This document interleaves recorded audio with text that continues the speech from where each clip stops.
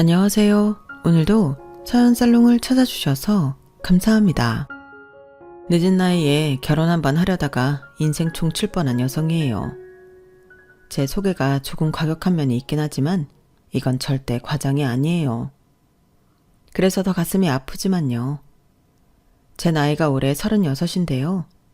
요즘은 아무리 결혼의 때가 없다고 해도 제 나이 정도면 결혼하기에 늦은 나이인 건 맞아요. 그래서 나이에 쫓겨 결혼을 선택했다가 이런 꼴을 당했지 뭐예요. 그래도 위기를 벗어나 이렇게 멀쩡히 사연을 보낼 수 있는 건 의인의 도움 덕분이었어요. 그런데 재미있는 건 되게 의인이라고 하면 나한테 긍정적인 인물을 떠올리기 마련인데 저를 도와준 의인은 제게 적대적인 인물이었다는 사실이에요. 어제의 적이 오늘의 은인이 되다니 세상 일은 알다가도 모를 일인 것 같아요. 그러면 지금부터 제 인생을 송두리째 망쳐버릴 뻔했던 살벌한 파운 스토리를 전해드릴게요. 저는 5남 1녀 중 막내로 태어났어요. 그 말인즉슨 제 위로 오빠가 5이나 있다는 얘기예요. 그래서 어릴 때는 동네에서 아무도 저를 건들지 못했어요. 저랑 말다툼이라도 했다가는 덩치 큰 오빠 5이 달려왔으니까요. 그 중에서도 막내 오빠는 꽤나 유난스러울 정도로 저를 과보호했어요. 제 보디가드라는 소리를 들을 정도로요. 저랑은 1살 차이밖에 안 나서 학교도 같이 다니고 방과 후에는 집에도 같이 오곤 했는데 하도 유난을 떨며 저를 데리고 다녀서 그런 별명을 갖게 되었어요. 심지어 대학까지도 같은 대학을 다니는 바람에 저는 대학 시절 동안 미팅 한번 못 해보고 동아리 활동은 꿈도 못 꾸고 살았어요. 그런데 웃기는 게 뭔지 아세요? 저는 그렇게 단속을 했으면서 정작 막내 오빠 자신은 소개팅도 하고 심지어 CC까지 됐다는 거예요. 여자친구랑 둘이 데이트를 하면 될 걸 꼭 중간에 저를 끼워서 데리고 다니는 바람에 제 입장이 얼마나 난처했는지 몰라요. 그런데 그 여자친구도 참 대단하더라고요.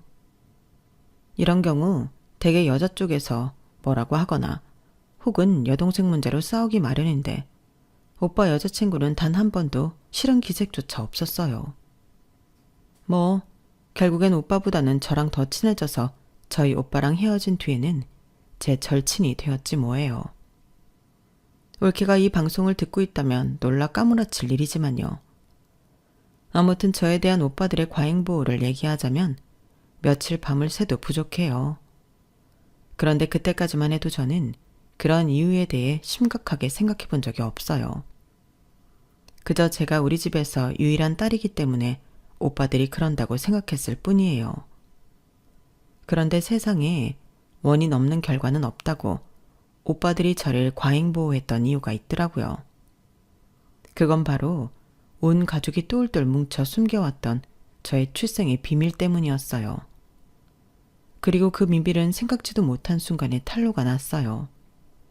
제가 대학을 졸업을 앞두고 취업 준비를 하느라 한동안 주말에도 아침 일찍부터 도서관에 가서 공부를 했었는데요. 하루는 점심에 먹은 게 잘못됐는지 복통이 심해서 그냥 집으로 돌아오게 됐어요. 그런데 현관문을 열자마자 엄마 목소리가 들리더라고요. 뭐가 그리 화가 났는지 평소에 그런 적이 없었는데 악을 쓰며 소리를 질러댔어요. 거기에 셋째 오빠랑 넷째, 막내 오빠까지 가세해서 누군가 싸우는 것 같았어요. 놀라서 집 안으로 들어가 보니 저희 큰오빠 또래의 여자와 저희 엄마 연배의 중년 부인이 저희 엄마와 싸우고 있었어요. 제가 다가가 막내 오빠한테 무슨 일이냐고 물었더니 오빠가 저를 보자마자 놀라서는 밖으로 끌고 나가지 뭐예요. 이거 좀 놔봐. 도대체 무슨 일이야? 저 사람들은 누군데 우리 집에 와서 엄마랑 싸우는 거야? 아이씨, 넌 몰라도 돼. 그냥 이상한 여자들이야. 똑바로 말해봐. 누군데 우리 집에 와서 저러고 있냐고. 오빠는 알고 있지? 뭔데? 혹시 큰오빠 바람났어? 두 여자 중 젊은 여자가 큰오빠랑 엇비슷한 나이인 것 같아서 했던 말인데 제 말을 들은 막내 오빠가 어이가 없다는 표정으로 저를 쳐다보며 그러더군요. 기집애가 큰형을 뭘로 보고 암튼 쓸데없는 생각하지 말고 저 사람들한테 신경 끊어. 별일 아니니까. 막내 오빠는 끝까지 시치미를 떼면서 별일 아니라는 말만 반복했어요. 말은 그렇게 하면서도 저랑 그 사람들이 마주치지 못하도록 저를 집에도 못 들어가게 막고 있으면서 말이죠. 그날 저는 막내 오빠랑 동네 놀이터에서 한참을 앉아 있어야 했고 1시간쯤 지나서 넷째 오빠한테 온 전화를 받고서야 집으로 돌아갈 수 있었어요. 집에 가보니 엄마는 병이 났는지 침대에 누워 끙끙 앓고 계시더라고요. 자초지종은 모르겠지만 저희 집에 찾아왔던 여자분들과 관계된 일이 벌어진 게 확실했어요. 물론 저희 가족들 중 누구도 제게 이번 일에 대해 제대로 된 해명을 해주지 않았지만요. 그 설명을 들은 건 며칠 뒤 학교에서였어요. 공강이라서 빈 강의실에 앉아 있었는데 저희 과 동기가 다가와 밖에서 누가 저를 기다린다고 그러더라고요. 나가봤더니 주말에 저희 집에 찾아왔던 여자였어요. 두 사람 중 저희 큰오빠 또래의 여자요. 여자는 제 동기한테 저를 불러달라고 해놓고는 쉽게 입을 떼지 못했어요. 이렇게 뜸을 들이는 걸 보니 제가 알지 못하는 중대한 일이 있긴 한 것 같았어요. 그런데 힘겹게 입을 뗀 여자가 갑자기 제게 사과를 하더니 이러는 거예요. 미안해. 그때 나도 너무 어려서 널 키울 수가 없었어. 사귀던 남자친구랑 헤어진 데다 그 사람은 새 여자 만나서 결혼식 날짜까지 잡았다고 그러니 제정신이 아니더라고. 혹시라도 애 낳으면 돌아오지 않을까 했는데. 그 여자의 입에서는 제가 상상도 못했던 제 탄생 비화가 흘러나왔어요. 그것만으로도 머릿속이 하얗게 될 정도로 충격이었는데 글쎄 이런 소리를 하지 뭐예요. 얼마 전에 네 아빠를 다시 만나게 됐는데 이혼하고 혼자라고 그러더라? 여자가 애를 못 낳아서 이혼을 했다나? 그래서 말인데 이제 와서 이런 말하기 엄치 없지만 엄마랑 같이 아빠 집에 들어가 살지 않을래? 듣자 하니 너 요즘 취업 준비라던데 네 아빠 딸로 살면 그런 걱정 안 해도 돼. 너희 아빠 엄청 부자야. 평생 돈 걱정 않고 살 수 있다고. 여자는 반쯤 정신이 나간 사람처럼 저를 붙잡으려고 쉼없이 짓거려댔어요.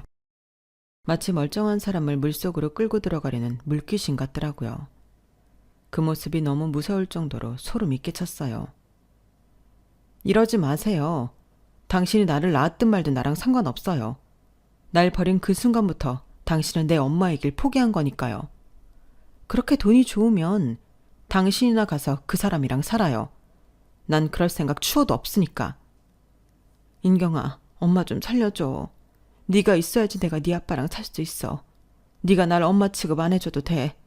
그냥 호적에만 올라가자. 그러면 네가 원하는 거 다 가질 수 있고 지금보다 훨씬 대접받으면서 살 수 있어.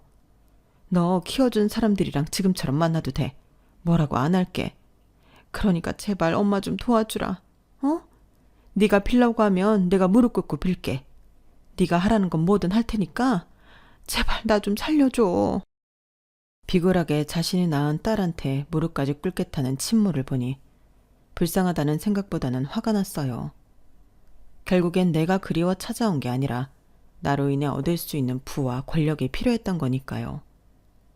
돈이 사람을 얼마나 망가뜨릴 수 있는 건지 내 친모라는 사람을 보고 확실히 알았어요. 당신이 왜 내 엄마예요? 세상에 어떤 엄마가 자기 딸을 돈 때문에 버리고 돈 때문에 다시 찾으러 와요. 그게 무슨 엄마야. 당신한테 나는 그저 긁지 않은 복권일 뿐인 거잖아요. 그런데요, 그쪽한테는 더 이상 나에 대한 소유권이 없어요. 왠지 알아요? 당신은 이미 나를 버렸고 나는 더는 당신한테 휘둘리지 않아도 되는 성인이 됐기 때문이에요. 그러니까 헛된 꿈 버리고 내 앞에서 꺼져주세요. 안 그러면 경찰에 신고할 테니까 다시는 날 찾지 말라고요. 돈에 눈이 먼 친모는 그 후로도 몇 번이나 학교로 저를 찾아왔어요. 그러다 막내 오빠한테 딱 걸리고 말았죠. 오빠는 마치 주인을 지키려는 진돗개처럼 맹렬히 달려들었고 겁을 먹은 친모는 도망치듯 떠났어요. 그런데도 오빠는 분이 덜 풀렸는지 씩씩대며 한 번만 더 찾아오면 경찰에 신고하겠다고 으르렁댔어요. 오빠는 다음에 또 저 여자가 찾아오면 자기한테 전화하라고 그러더군요. 알았어. 대신 오빠도 나한테 말해줘. 내가 어떻게 우리 집에 오게 됐는지 말이야. 그날 저는 그동안 아무한테도 듣지 못했던 얘기를 막내 오빠를 통해 들었어요. 물론 오빠는 너무 어려서 기억도 못하는 일이었지만요. 나도 중학교 2학년 때 둘째 형한테 들어서 알게 됐어. 그 전까지는 네가 내 친동생인 줄 알았거든. 물론 지금도 그 마음엔 변함이 없어. 나뿐만 아니라 형들도 그렇고. 막내 오빠 말로는 제가 우리 집에 오게 된 건 막내 오빠가 첫 돌이 지나고 얼마 안 돼서였대요. 당시 저희 큰오빠가 고3이었는데 밤에 책상에 앉아 공부를 하는데 밖에서 아기 울음소리가 들리더라는 거예요. 처음엔 당시 돌쟁이던 막내 오빠가 우는 소린 줄 알았는데 엄마가 막내 오빠를 안고 방으로 들어오시는 걸 보고는 그게 아니라는 걸 알게 된 거예요. 그래서 소리가 나는 대문 밖으로 나가봤더니 제가 라면 박스 안에서 울고 있더래요. 한겨울은 아니었지만 그래도 늦가을이라서 방 공기가 꽤 쌀쌀했던 터라 부모님은 얼른 안으로 데리고 오라고 소리치셨고 그렇게 저는 부모님 손에서 자라게 된 거예요.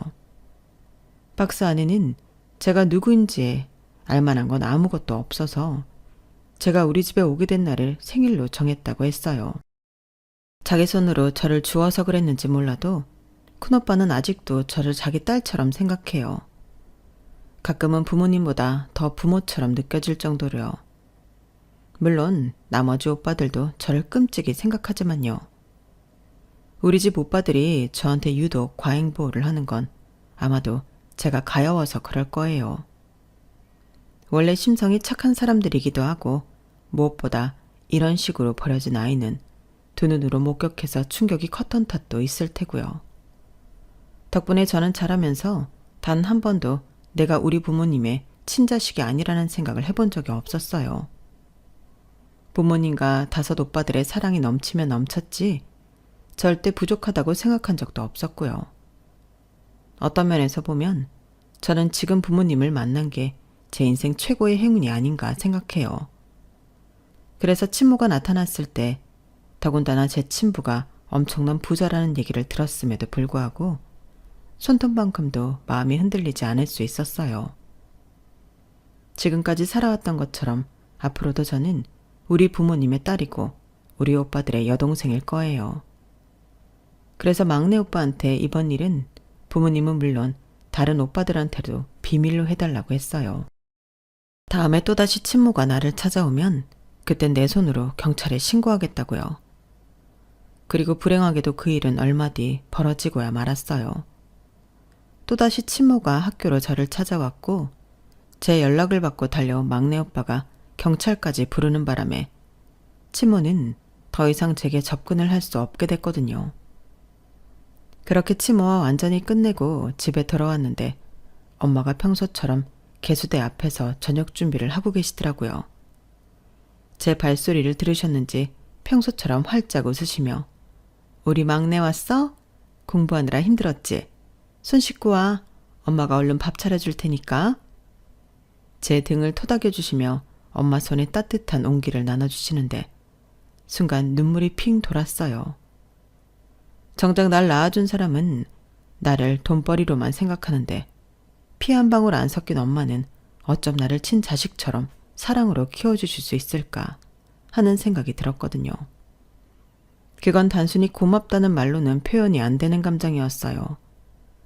그래서 엄마를 끌어안고 모처럼 어리광을 부렸어요. 오늘은 특히 피곤한 일이 많아서 힘들었는데 엄마를 보니까 이제 좀 살 것 같아. 우리 엄마 냄새 너무 좋다. 엄마 가슴에 얼굴을 부비며 어리광을 떨다 보니 내가 있어야 할 곳이 여기구나 하는 생각과 함께 마음이 편해졌어요. 나중에 알게 된 사실이지만 사실 그날 엄마는 제가 무슨 일을 겪었는지 다 알고 계셨대요. 막내 오빠가 이미 부모님께 전화해 그날 벌어진 일을 얘기를 했다더라고요. 그런데도 제가 마음 쓸까봐 일부러 내색도 않으시고 저를 품에 안아주셨던 거예요. 이렇게 멋진 부모님 덕분에 저는 구김살 없이 자랄 수 있었고 그런 점에서 지금까지도 부모님께 감사드리고 있어요. 그런데 의도치 않은 한 가지 단점도 있었어요. 가족들한테 사랑을 듬뿍 받으며 부족함 없이 행복해서 그랬는지 주변 친구들이 다들 결혼을 하는데도 이상하게 저는 결혼 생각이 안 든다는 거예요.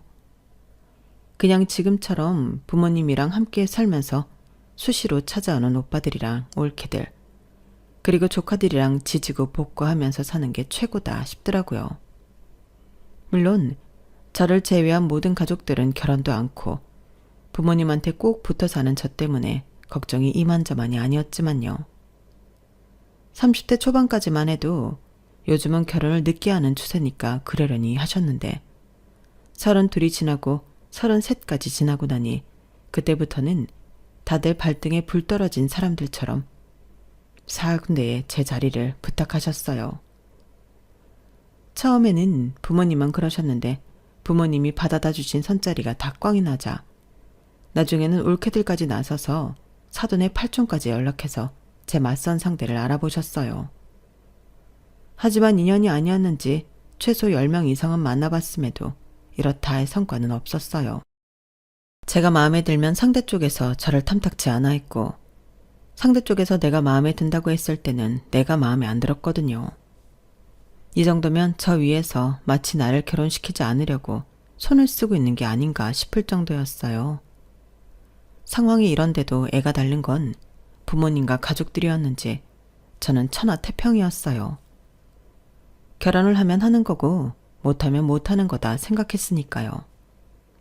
그런데 가족들이 어떻게든 빨리 제 짝을 지어주려고 노력한 데에 이유가 있다는 걸 알게 된 거예요. 바로 큰조카의 결혼 때문이었어요. 큰오빠 딸이 저랑은 10살도 채 차이가 안 나거든요. 제 눈에는 늘 애기 같은 조카가 벌써 성인이 돼서 결혼을 하게 된 거예요. 남편감이 같은 직장 상사라더라고요. 그냥 그런가 보다 했는데 글쎄. 너 혹시 재영이니? 땡땡대 땡땡과 최재영 맞지? 네, 그런데요. 이인경. 맙소사. 조카 사이가 저랑 대학 동기지 뭐예요. 대학 시절 그리 친한 사이는 아니었어서 연락하는 사이는 아니었지만 얼굴을 보니 기억이 나더라고요. 결혼 전에 처가 식구들한테 인사를 받던 조카 사이는 생각지 못한 동기를 처고모로 만나게 되자 꽤나 놀라는 눈치였어요. 하지만 저희 엄마가 놀란 거에 비하면 아무것도 아니었어요. 손주사위 앞에서 힐끔힐끔 제 눈치를 살피던 엄마는 다들 돌아가고 나자 기다렸다는 듯이 제 방으로 들어오셨어요. 말로는 그냥 들어와 봤다고 하시는데 누가 봐도 할 말이 있는 모습이었어요. 한참을 엉뚱한 얘기를 하시다가 자리에서 일어난 엄마는 입술을 달차기시더니 그러시더라고요. 인경아, 너 괜찮은 거지? 평소라면 그냥 웃고 지나갈 수 있었을 그 말이 그날은 왜 그랬는지 제 안의 외로움과 불안한 마음을 건드리고 말았어요. 그래서 아무 대답도 할 수 없었어요. 그러자 엄마는 저를 안아주시며 따뜻한 손바닥으로 등을 쓸어주셨어요. 그 따뜻한 온기는 수많은 수식어를 동반한 그 어떤 위로보다도 더 따뜻하게 다가왔어요. 그리고 그때 알았어요. 나는 괜찮지 않다는 걸요. 그게 결혼 때문이든 아니든 가네요. 사람 마음이 참 간사한 게 그동안 친구들이 결혼을 한데도 나와는 별개라고 느껴왔는데 조카가 내 동기랑 결혼을 한다고 하니까 이상하게 위기의식이 느껴지지 뭐예요. 조카의 결혼을 진심으로 축하하는 마음 반, 위기감 반으로 묘한 감정이 된 저는 한동안 꽤 우울하게 지냈어요. 그런데 그거 아시죠? 사람 마음에 틈이 생겼을 때 잘못된 결정을 내리게 된다는 걸요. 저도 그랬어요. 조카 결혼 때문에 위기의식이 생긴 터라 딱히 결혼하고 싶은 게 아니면서도 결혼 청년기를 넘어선 나이 때문에 등 떠밀려서 결혼 상대를 찾아 나서기 시작했거든요.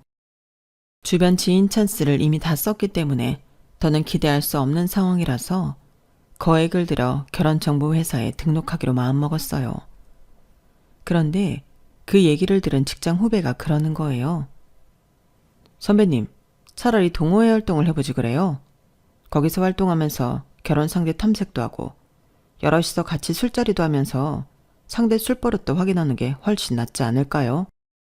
제가 아는 언니도 동호회에서 만난 사람이랑 결혼해서 잘 살고 있거든요. 취미도 비슷해서 결혼 후에도 같이 취미 생활을 하니까 완전 좋대요. 그 말을 들어보니 일리가 있더라고요. 돈 주고 상대를 구하는 결혼정보회사는 조건에 맞는 사람을 잘 골라줄지 몰라도 마음이 맞는 사람을 골라주는 건 아니니까요. 하지만 주변에 결혼한 친구들만 봐도 조건만 보고 결혼한 사람들은 그 조건이 틀어지는 순간 관계도 틀어져 버렸지만 마음이 맞아서 결혼한 친구들은 살다가 시련이 닥쳐도 어떻게든 같이 힘을 합해 난관을 빠져나가려고 노력하는 게 보였거든요. 그래서 일단 시도는 해보자는 생각으로 제가 하고 싶은 게 뭔지 생각해보고 그에 맞는 동호회를 찾았어요. 그렇게 찾은 동호회는 바로 커피 동호회였어요. 제가 커피를 좋아하기는 하지만 그다지 전문적인 지식은 없거든요. 물론 책을 찾아보거나 바리스타 수업을 통해 알아볼 수는 있겠지만 그렇다고 전문적으로 배우고 싶은 정도는 아니라서 조금만 알고 마실 수 있는 정도만 되면 좋겠다는 생각에 고르게 된 동호회였죠. 그런데 막상 모임에 참가해보니 저와 같은 초짜는 거의 없고 대부분이 전문가 수준이더라고요. 이거 잘못 들어왔구나 생각했는데 그때 먼저 말을 걸어준 사람이 있었어요. 이미 눈치채셨겠지만 이 사람이 이후 저와 결혼까지 갈 뻔했던 바로 그 문제적 남자랍니다. 편의상 얘랑이라고 칭할게요. 얘랑은 나이도 저랑 엇비슷하고 대화도 잘 통해서 처음 만난 사이인데도 몇 년 만난 친구처럼 편했어요. 동호회를 탈퇴할까 고민했었는데 얘랑과 대화를 해보고는 좋은 친구가 생긴 것 같아서 일단 탈퇴는 보류하기로 했어요.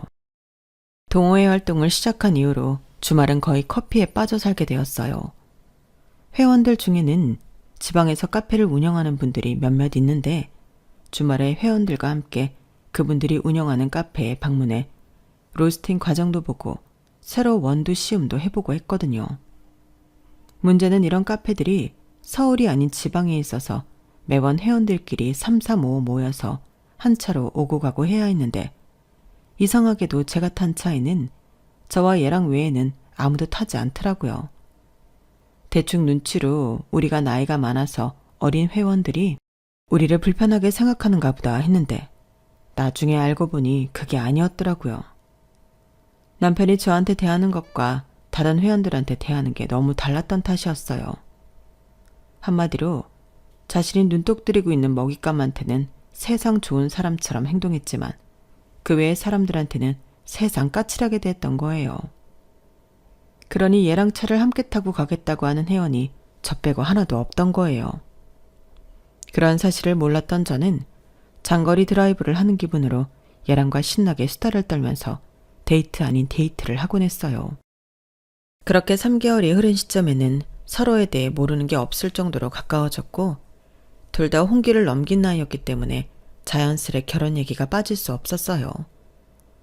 그렇다고 딱히 사귀는 사이도 아니었지만 서로 탐색을 하듯 일부러 결혼 관련 얘기를 많이 했던 것 같아요. 가령 결혼하면 분가를 하느냐, 시부모님을 모시고 사느냐에 대해 얘기를 나누기도 하고 돈관리는 누가 하는지에 대해서도 얘기를 나눴어요. 콕 집어서 그런 얘기만 한 건 아니고 겸사겸사 애들러가며 한 거라서 서로 간에 큰 부담은 없었어요.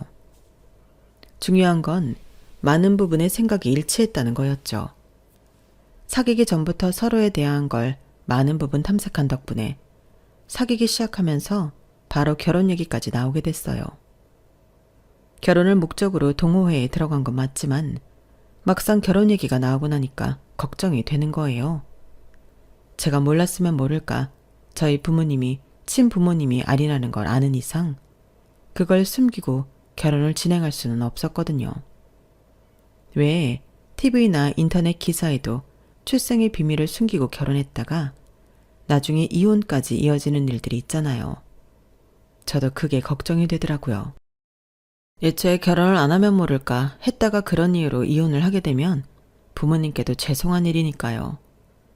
그래서 얘랑한테 사실대로 말을 했어요. 그랬더니 조용히 저한테 다가오더니 저를 안아주더라고요. 마치 저희 엄마가 제게 그랬던 것처럼 말이죠. 순간 뭉클한 게 기분이 묘했어요. 살면서 가족이 아닌 다른 사람한테 위로를 받게 될 줄 몰랐기 때문에 그랬나 봐요. 내가 사랑하는 사람은 내 앞에 있는 이인경이라는 사람이야. 그 사람을 둘러싼 환경이 아니라고. 친부모님이든 아니든 그런 건 아무 상관없어. 그러니까 아무 걱정하지 마. 내 마음은 지금도 그렇고 앞으로도 그럴 테니까. 얘랑의 말에 그간의 걱정이 싹 달아나는 것 같았어요. 하지만 얘랑은 이런 제 사정을 이해해 줄지 몰라도 시부모님 입장은 또 다를 거 아니에요. 그래서 온전히 마음을 놓을 수는 없었어요. 자기가 말하기 곤란할 테니까 우리 어머니께는 내가 말씀드릴게. 모르긴 해도 아마 우리 어머니도 별로 신경 쓰지 않으실 거야. 인경이 널 보면 아, 얘가 내 며느리구나 하실 테니까. 얘랑 말대로 일단은 얘랑이 먼저 어머님께 말씀을 드리고 이후 제가 예비시댁에 인사드리러 갈 때 다시 한번 말씀드리기로 했어요. 그날 밤 집에 돌아가 부모님께 결혼할 사람이 있다는 말씀을 드렸더니 부모님께서는 쌍수 들고 환영하시더라고요. 그날 밤 엄마는 오빠들한테 일일이 전화를 돌려가며 제 결혼 소식을 전했어요. 그리고는 오빠들이 너나 할 거 없이 제게 전화를 걸어댔죠. 노처녀 여동생이 결혼 한번 해보겠다는데 이놈의 오빠들은 축하 인사 해주는 사람 없이 다들 얘랑에 대한 의심의 눈초리만 보였어요. 솔직히 예상을 했던 결과라서 놀랍지는 않았어요. 제게 남자친구가 생길 때마다 오빠들은 늘 이런 식이었거든요. 멀쩡한 남의 집 아들을 마치 잠재적 사기꾼 또는 망나니로 취급하며 색안경부터 끼고 보곤 했으니까요. 이번에도 별반 다르지 않았어요. 뭐 하는 놈이냐? 학교는 어디 나왔냐? 주변에 친구들은 많냐? 여자 문제는 깨끗한 놈이냐? 등등 형사 취조하듯 하는데 이래서야 결혼식장에 들어갈 수나 있을까 싶더라고요. 결과적으로는 나중엔 이런 극성맞은 오빠들 덕을 톡톡히 봤지만요. 여자 쪽에선 남자 형제들이 극성인 것처럼 남자 집에선 여자 형제들이 또 한극성하잖아요. 저희 예비시댁도 그랬어요. 그런데 저희 집과 조금 다른 게 있다면 참견을 많이 하는 극성이 아니라 철저히 무시하는 무관심이 문제였어요. 의외로 어머님은 얘랑 말대로 저를 무척 반겨주셨는데 신우이는 싸늘한 표정으로 저를 완전 무시하는 투더라고요. 마치 저랑은 상종도 하기 싫은 사람처럼 말이죠. 제가 무슨 말을 하면 눈도 마주치려 하지 않았고 제가 선물을 사줘도 고맙다는 말 한마디조차 없었어요. 한마디로 싸가지가 바가지더라고요. 그와는 반대로 어머님은 제게 무척이나 호의적인 분이셨어요. 1년 전 남편과 사별하고 현재 관연한 아들, 딸과 함께 살고 계시는 어머님은 뒤늦게 시작한 부동산 투자로 아버님이 살아계실 때보다 더 엄청난 부를 누리고 계세요. 얘랑 말로는 아버님이 사고로 돌아가시는 바람에 합의금과 사망보험금으로 수억을 받게 됐는데 그 돈으로 산 땅이 8년 만에 10배 가깝게 올랐다는 거예요. 그렇게 얻은 수익으로 땅과 건물을 사고팔기를 거듭하면서 현재는 부동산 준재벌 정도는 된다고 하더라고요. 그래서 그런가 어머님은 일반 가정주부와는 달리 통도 크시고 씀씀이도 남달랐어요. 제가 처음 인사드리러 댁에 찾아간 이후 가끔씩 저를 데리고 쇼핑을 하시는데 명품을 마치 마트에서 물건 사듯 손쉽게 사시더라고요. 평생 명품백 한 번 못 들고 살아온 저희 엄마와는 무척이나 대조적이었어요. 그래서 어머님과 함께 있으면 가슴 한구석이 싸해지는 기분이 들더라고요. 그런 마음을 모르시는 어머님은 무척이나 즐거운 표정이었어요. 예, 나는 요즘 너랑 쇼핑 다니게 돼서 얼마나 행복한지 모른다? 나도 딸이 있긴 하지만 너도 알다시피 우리 수정이 성격이 좀 그렇잖니? 뭘 사줘도 뚱하고 무슨 말을 해도 반응도 없고 말이야. 그런데 인경이 넌 항상 웃는 얼굴에 내 마음도 잘 헤아려 주니까 얼마나 좋은지 몰라. 그래서 말인데 인경아, 너희 결혼하면 딱 1년만 들어와서 살지 않겠니? 길게도 안 바래. 딱 1년이야. 내가 우리 며느리감이 너무 마음에 들어서 그래. 그렇게만 해준다면 내가 1년 뒤에 너희 분구할 때 성수동에 아파트 한 채 해줄게. 그리고 네 몫으로 현금 3억을 바로 통장에 쏴줄게. 어때? 내 부탁 들어줄 거지? 네? 그건 너무 갑작스러운 말씀이라서 당장 대답을 못 해드리겠어요. 제가 원우 씨랑 상의 좀 해보고 대답해드려도 될까요? 그럴래? 하긴 내가 너무 독단적이었지? 그래, 원우랑 상의해서 결정해라. 가급적이면 합가를 하는 방향이면 더 좋겠지만. 어머님은 서운한 기색을 보이시면서도 어떻게든 저를 설득하고 싶으셨는지 명품 지갑을 선물로 사주셨어요. 그걸 받으면 어머님 부탁을 뿌리치기 힘들어질 것 같아서 한사코 거절했지만 어머님은 끝내 제 손에 지갑을 쥐어주셨어요. 왜? 뇌물인 것 같아서 받기 그래? 너 거절 못하게 하려고 주는 것 같아? 얘도 참. 그런 거 아니야. 요 근래 인경이 네 덕분에 내가 즐거운 시간을 보낸 게 고마워서 주는 거야. 그러니까 더는 사양하지 마. 그럼 나 상처받는다? 결국 어머님이 주시는 명품 지갑을 받아들고 집으로 왔어요.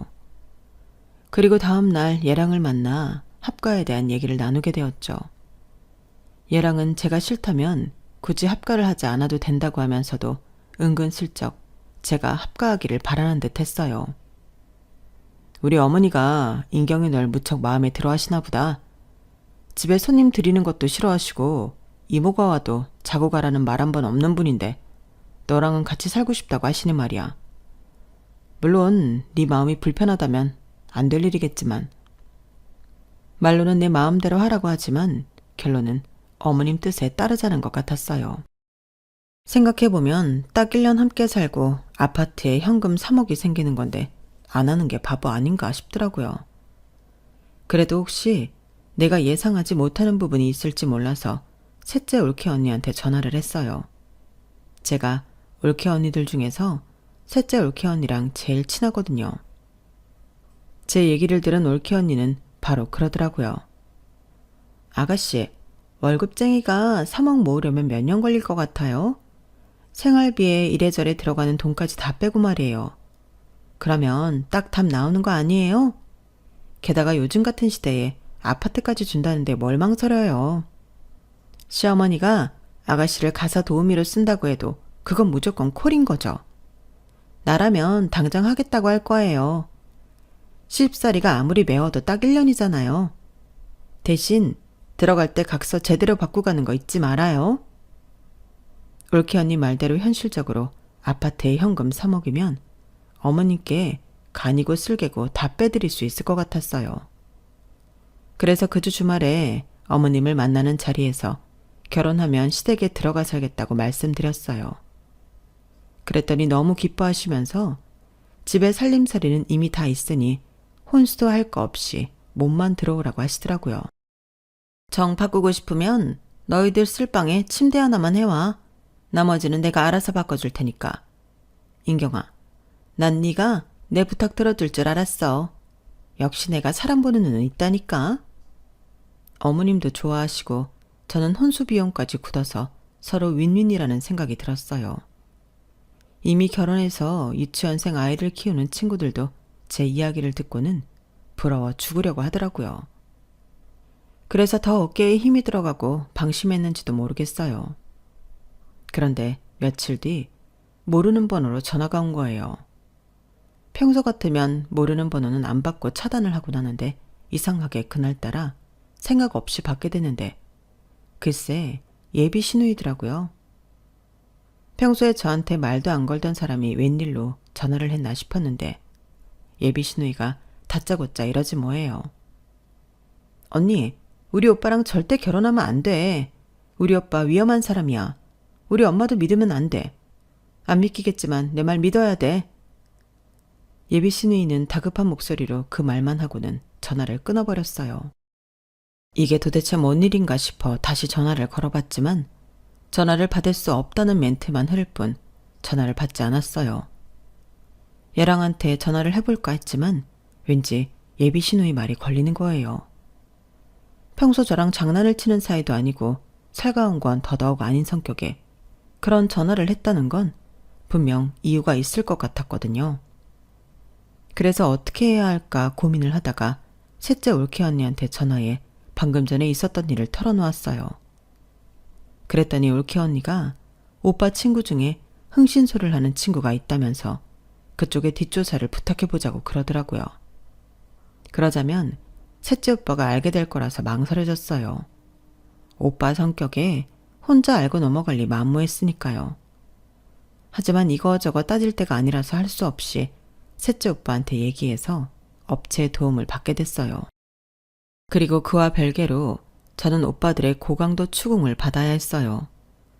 오빠들의 올케 언니들까지 한꺼번에 달려와서는 아주 난리도 아니었어요. 갑자기 찾아온 자식들 내외로 인해 뒤늦게 모든 사실을 알게 된 부모님까지 합세해 저는 새벽까지 시달려야 했어요. 오빠들은 당장 헤어지라고 난리였고 특히 셋째 오빠는 당장이라도 얘랑을 찾아가 멱살잡이라도 버릴 기세였어요. 그러자 아빠는 조사 결과가 나올 때까지는 다들 기다리라고 주의를 주셨어요. 저 역시 얘랑을 만나서도 평소와 똑같이 행동하려고 노력했어요. 그리고 한 달여쯤 지난 어느 날 셋째 오빠가 흥신소를 하는 친구를 집으로 데리고 왔어요. 가족들 앞에서 조사 보고를 하라고 말이죠. 그리고 그 결과를 듣고는 다들 경악했어요. 얘랑은 이미 2번의 결혼 경력이 있었고 2명 다 사고로 세상을 떠났다는 거예요. 100번 양보해서 거기까지는 그럴 수 있다고 해요.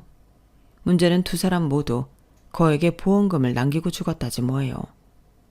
1억도 아니고 10억이 넘는 거액의 보험금이었어요. 그런데 조사를 하면서 이상했던 게 전부인들 지인들이 하나같이 똑같은 소리를 했다는 거예요. 결혼 전에 시어머니가 그랬다더라고요. 시댁 들어와서 1년만 살면 아파트도 사주고 현금으로 3억을 주겠다. 그리고는 둘 다 1년을 못 채우고 사고사를 당했습니다.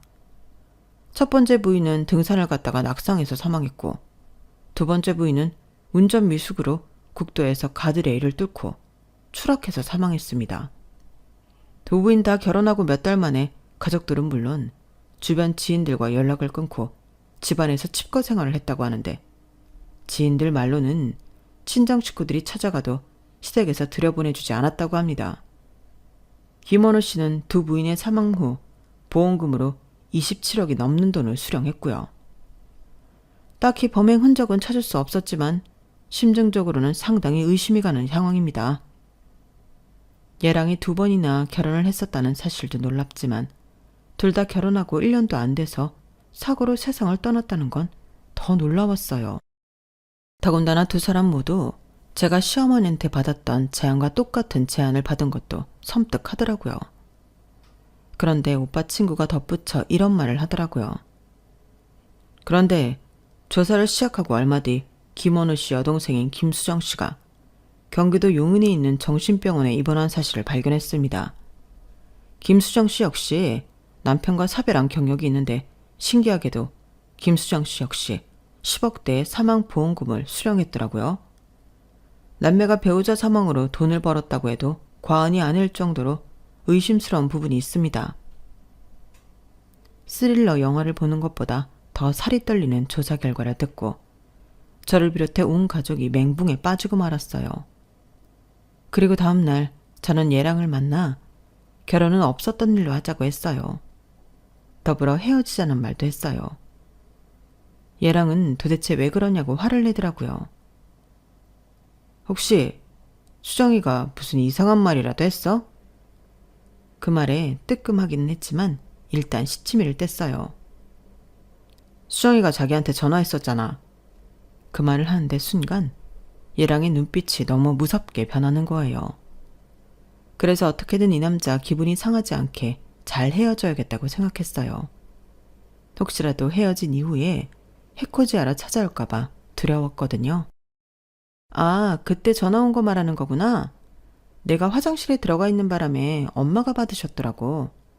다시 전화한다더니 안 하길래 내가 전화해봤더니 안 받더라고. 근데 자기 동생은 나를 그렇게 싫어하더니 왜 전화를 했던 거래? 안 그래도 궁금했는데 물어본다는 걸 깜빡했네. 그래? 나야 모르지. 걔가 원래 좀 엉뚱한 애라서 말이야. 근데 인경아, 네가 왜 갑자기 헤어지자고 하는지 솔직히 나는 이해가 안 가거든. 혹시 결혼 앞두고 심란해져서 그런 거라면 네 마음이 안정될 때까지 내가 기다릴게. 그러니까 헤어지자는 말은 없던 걸로 하자. 어? 결국 얘랑이 아까처럼 무서운 눈빛으로 변할까봐 두려워서 일단은 생각할 시간을 좀 달라고 했어요. 그리고 바로 다음 날부터 오빠들이 교대로 제 보디가드 역할을 했어요. 언제 돌변할지 모를 얘랑에 대비해서요. 회사에 출근을 할 때는 둘째 오빠 차를 타고 가고 퇴근할 때는 넷째 오빠 차를 타고 퇴근을 했어요. 동네 마트에 갈 때는 근처에 사는 막내 오빠랑 같이 다녔고요.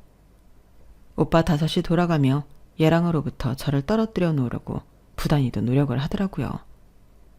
업체로부터 조사 결과가 나올 때까지는 어쩔 수 없다면서요. 오빠들 외에도 올케들까지 한몫했어요. 제게 걸려오는 얘랑과 예비 시어머니 전화를 어떻게든 가로챈 채 완벽히 차단을 해주었거든요. 아프다, 화장실에 갔다, 잔다, 술에 취해 전화를 못 받는다 등등. 한두 번이면 모를까 2~3번 이어지면 누구라도 눈치를 챌 법한 엉성한 거짓말이었지만 그래도 어떻게든 저를 보호하겠다는 마음이 보여서 저도 별말 않고 올케들 말을 따랐어요.